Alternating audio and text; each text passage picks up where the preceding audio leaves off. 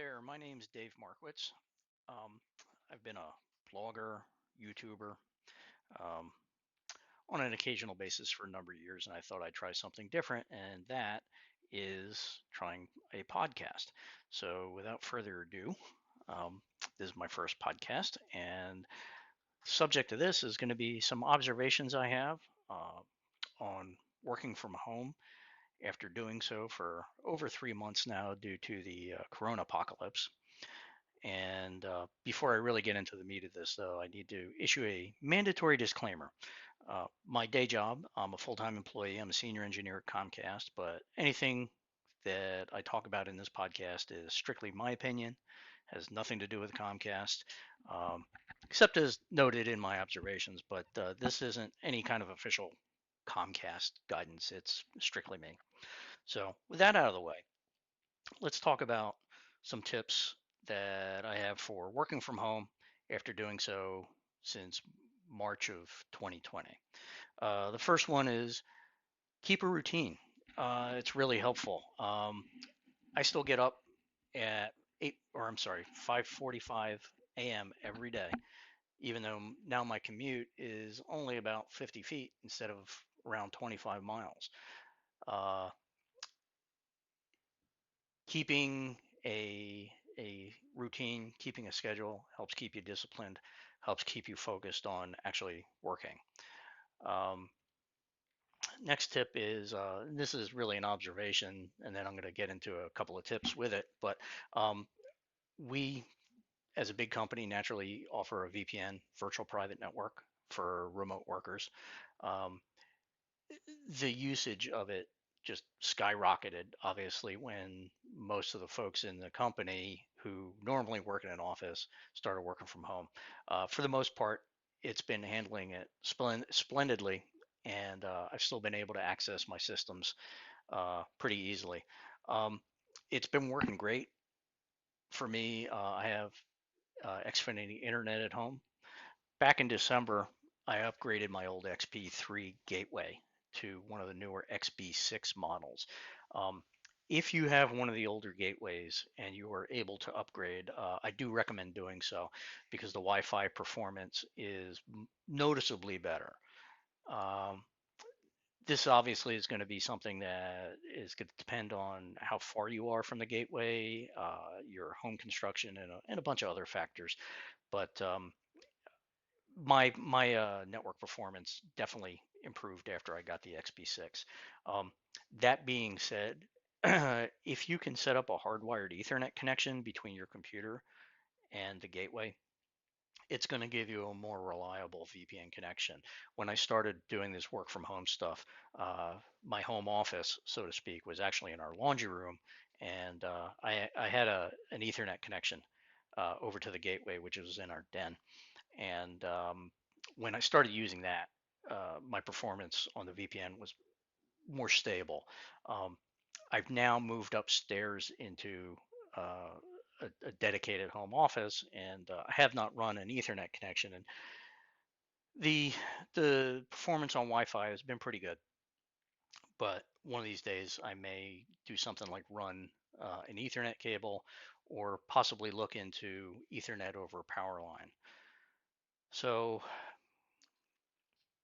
the other thing with VPN is if your employer's VPN supports something called split tunneling, I definitely recommend using it. Um, Definition of a split tunnel is basically this. So VPN is something that allows you to securely access your employer's network over the internet. And if you do not have a split tunnel, when you're connected to the VPN, all the traffic that you send out goes through your employer's VPN connection and then out to the internet. So, for example, if you're at home, you're connected to the VPN and you're checking your Facebook, guess what? It's going through your employer's network. Um, Depending upon who you work for, that may or may not be a problem.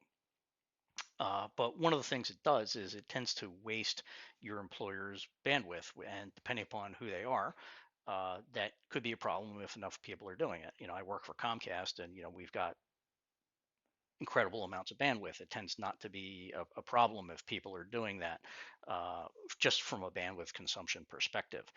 Um, if your company is now using a lot of cloud-based resources, whether it's Amazon Web Services or Microsoft Office 365, um, those those services don't necessarily need to go through your employer's VPN. So if you can access them using a split tunnel, and so for example, you go to SharePoint.com or you're using Microsoft Teams, you can just go straight out to Microsoft's servers without going through your employer. That's going to give you better performance with those cloud providers, and it's going to help your employer's VPN connection and their internet connection. Um, the downside to a split tunnel VPN is that potentially it's an increased security risk because you conceivably could bridge open internet to your employer's internal network through your computer. So that's something that's going to be up to your IT folks. You can talk to them and see if that's something they offer, see if that's something that you should be using or should not be using. Again, it's going to be use based and or use case based, and it's something that you need to talk to your IT folks about. Um, what I would say is if you do not or cannot use split tunneling, try to be responsible and don't stay connected to the VPN if it's not needed because um, you're using up resources that some of your coworkers may need. Um, so one of the things I mentioned was Microsoft Teams, and so the next point is video conferencing, which people have really adopted in the last few months. Um, Zoom was one of the ones that was getting a lot of publicity. We don't use that. In fact, we are supposed to not use it. There's some serious security concerns with Zoom, uh, not the least of which that they seem to have ties to China. Um, but we've really been using Microsoft Teams a lot. We had previously used Cisco WebEx, and frankly, I was not a fan of that because the interface seemed clunky and the performance was not something I was a fan of. Microsoft Teams has been easier to use. Uh, the performance has been much better. The downside to it is if you need to have a video conference with a large number of participants, I think the number is over 200, then Teams won't work for you. So it I would say now we're using WebEx about once a week when we have an all hands meeting with over 200 invitees. Otherwise, everybody's pretty much using Microsoft Teams. Um, it has some interesting file sharing capabilities. I do think it's trying maybe to be a little bit too much of everything to all people. The chat in it, I'm not a big fan of. We use Slack, and I much prefer the text chat capabilities in Slack. Uh, but we'll see where we go. Again, that's my opinion. One of the nice things about Teams, though, that I don't think you can do in WebEx, and somebody correct me if I'm wrong, is that in Teams you can blur your background or use a custom background, and depending upon where you are, that can be really valuable. Like if your home office is a mess, you don't necessarily want everybody to see that. Or as I mentioned earlier, when I started working from home, my home office was actually a desk in our laundry room, and if I didn't blur the background, you could see my washer and dryer. It's just, for want of a better term, tacky.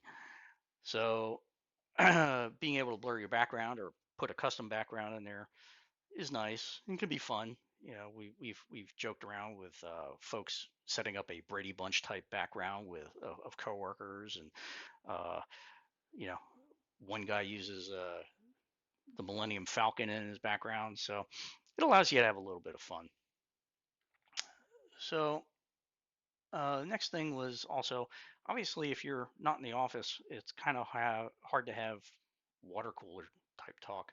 So I did set up a channel on Teams for my coworkers, and we just call it Coffee Talk. And it's just a place to check in the morning and say hi, say good morning to everybody, maybe share a meme as long as it's not offensive, and just for chit chat, helps you maintain a human connection. So that's enough about Teams. I did want to talk about equipment and what equipment that it's helpful for you to have if you're going to be working from home for an extended period of time. So a good monitor is really, really important. And with all the documents and spreadsheets, and if you're in IT or remote server connections, that sort of thing, it's really helpful to have a large monitor and ideally more than one of them. So back last fall, when I was working from home only once or twice a week, I decided to bite the bullet and I bought an LG monitor, 27-inch monitor. It's specifically designed to work with the 2016 and later MacBook Pros that only have Thunderbolt 3 ports. So my laptop's a 2016 MacBook Pro.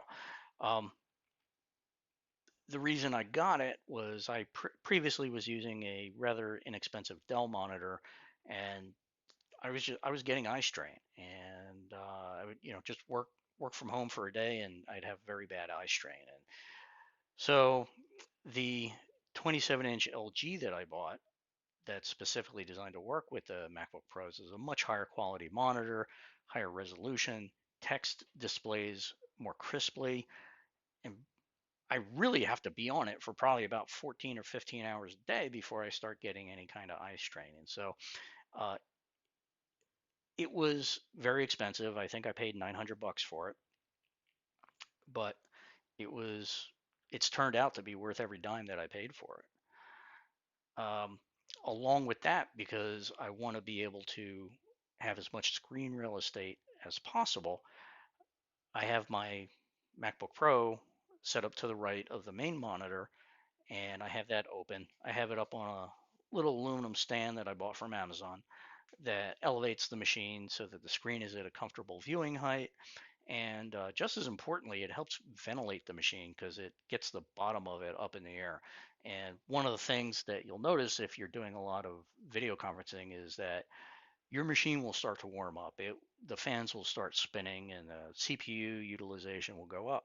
Uh, that's a downside to Microsoft Teams. And um, with this monitor stand, it gets it up in the air and it helps keep the thing cooler. Uh, so, uh, having a good monitor to set up is super important. I use this with an external keyboard and mouse. Uh, when it comes to keyboards, I have a bit of an odd taste. There's a particular Dell keyboard that I originally got one in about, I'm thinking probably around 2004 or so.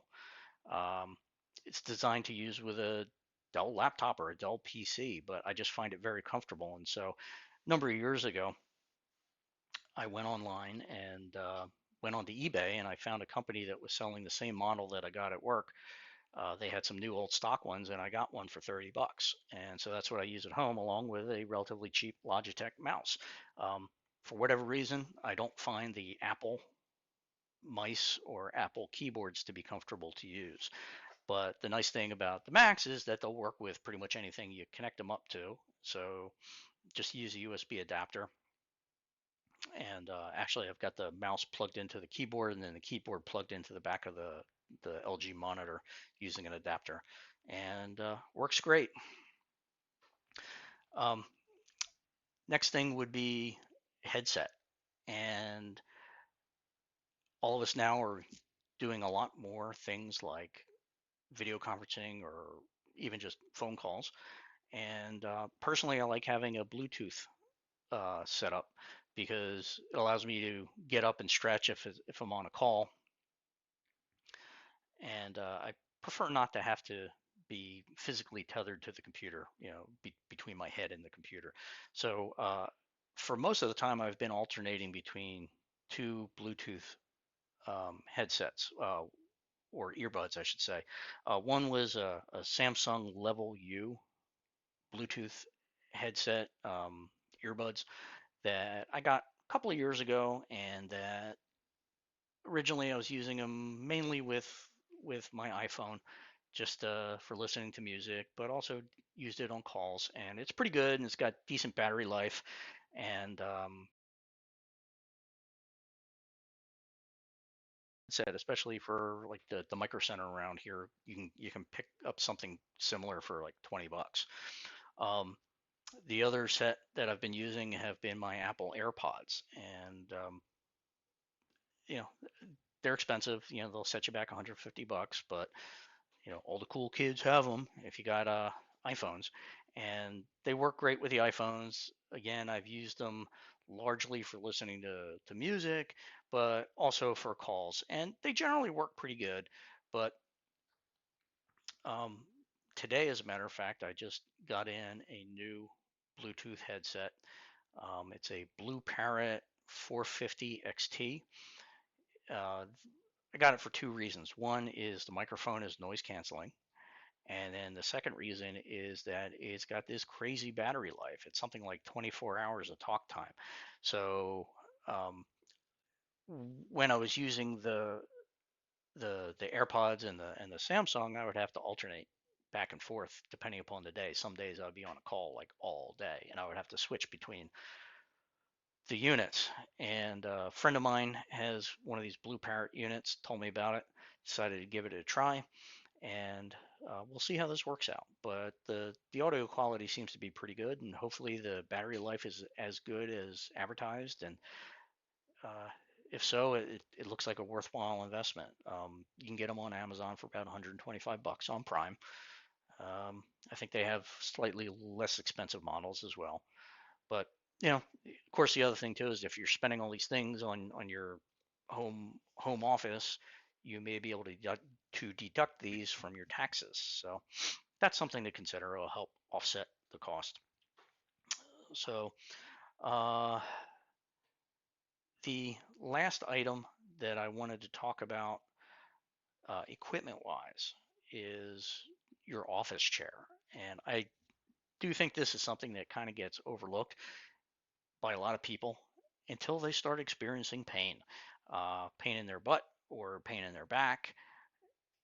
But an office chair is really expensive. I mean, really, really important, and can be expensive. Uh, but this is something that can really improve your comfort and just the overall experience. Uh, at work, we use Steelcase Fink office chairs.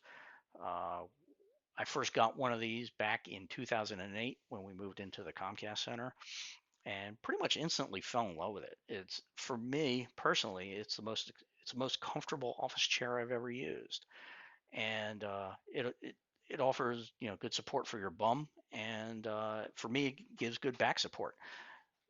Some people don't like them, but again, for me it's great, and I was considering buying one for myself. But the thing that always put me off, and I never got around to doing it up until recently, was the cost. These things new are over $500. They're very robust, but $500 was a lot for me to buy an office chair that I would be maybe using once or twice a week. And of course, about midway through March, that changed.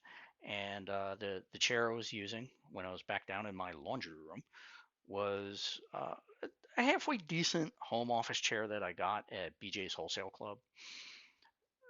Don't remember the brand name, but it was reasonably comfortable. It was good enough for, say, one or 2 days a week. Beyond that, it started to bother me. And so one of the things that you can do is, with the internet, you can go on Google and search for refurbished office chairs, refurbished furniture. And I found a place out in Minnesota named Crandall Office Furniture. That's Crandall with two L's, office.com. I have no connection with these folks, just a happy customer. And so they offer refurbished Steelcase Think chairs for 399 bucks. And at the time that I got it back in towards the end of March, they were running a special promo because this is when everybody was starting to work from home. And so I got it for 369 bucks, and I think that includes shipping. And it took about 5 days to get here. When I got it, I had to put the back on, which took me a few minutes to figure out because it didn't come with any instructions, but uh, I figured it out. Um, it looks brand spanking new, and it feels brand new, and it came with a 12-year warranty. So for me, now that I'm working from home every single day, and I spend a fair amount of time up here in the office, even when I'm not working, it's it's absolutely worthwhile. So if you're a professional and you're working from home, um, it's something to check out. And then the last thing I wanted to talk about was how much time you spend in your office. It can be very tempting to just isolate yourself in the home office, stay there all day except when you need to get up and go to the bathroom or grab food, um, kind of like you're a monk in a cell. Um, that's not necessarily good for your mental health. People are social animals, and it's a good idea to get up, walk around, get the blood flowing, and also go see your family. And of course, I'm assuming that you've got a family, but or maybe go outside, take a walk, maybe say hi to the neighbors. If you're inside all the time, you're going to start feeling isolated, because even the video conferencing that everybody's using now is not something that can fully replace personal interactions. Um, so get up, move around. It's healthy.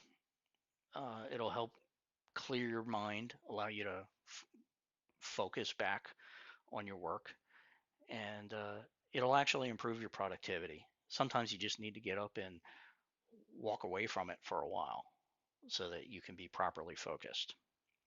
So that was really all I wanted to discuss today. I hope you found this interesting. I hope there were some useful tips in here. Hope I didn't ramble too much. And I will talk to you another time. Have a good one. Bye.